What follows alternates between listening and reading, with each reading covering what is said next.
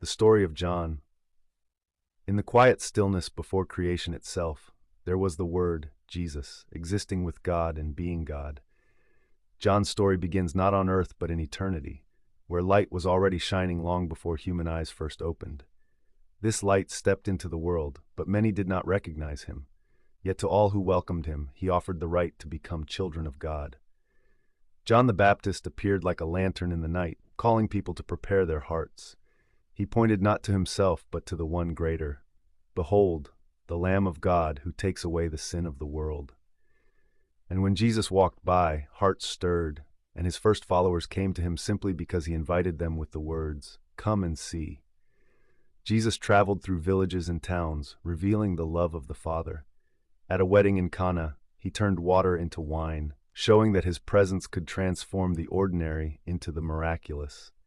In Jerusalem, he spoke with Nicodemus under the hush of night, explaining that one must be born again, not by flesh, but by the Spirit. One day in Samaria, by a lonely well, Jesus sat with a woman who felt forgotten. By offering her living water, he restored her hope, and she ran to tell her entire town about the Messiah she had found.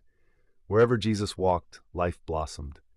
The blind opened their eyes to see, the lame stood and walked, the hungry were fed. And in Bethany, his friend Lazarus, dead for 4 days, was called by name and walked out of the tomb, wrapped in grave clothes but overflowing with life again.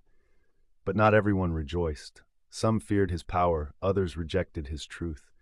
Still, Jesus continued teaching his disciples, calling himself the Good Shepherd, the light of the world, the true vine.